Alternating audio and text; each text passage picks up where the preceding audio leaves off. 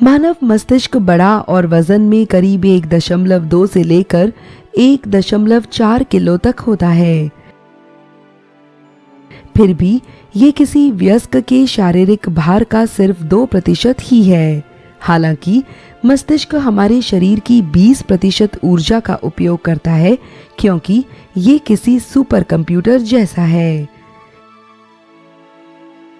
यह महत्वपूर्ण अंग खोपड़ी के अंदर सुरक्षित रहता है। मस्तिष्क के 3 मुख्य भाग होते हैं: अग्र मस्तिष्क या प्रोजेंसेफेलॉन, मध्य मस्तिष्क या मीजेंसेफेलॉन और पश्च मस्तिष्क या रोम्बेनसेफेलॉन। मस्तिष्क के विभिन्न भाग शरीर के विभिन्न अंगों से संदेश प्राप्त करते हैं और अपने कार्य पूर्ण करते हैं। अग्र मस्तिष्क का मुख्य सोचने वाला और स्मृति संजोने वाला भाग है। यहाँ विभिन्न हिस्से होते हैं जो सभी ज्ञानेंद्रियों से आवेग प्राप्त करते हैं। इसके चलते मस्तिष्क के विभिन्न भाग सुनने, सूंघने, देखने, चखने आदि विशिष्ट कार्यों को पूर्ण करते हैं। अग्र मस्तिष्क का ही हिस्सा हाथों, टांगों आदि को प्रतिक्रिया देकर उन्हें गतिविधि करने लायक बनाता है। मस्तिष्क के पृष्ठ भाग में उपस्थित अनुमस्तिष्क या सेरिबेलम गतिविधि करते वक्त संतुलन बनाए रखने का काम करता है।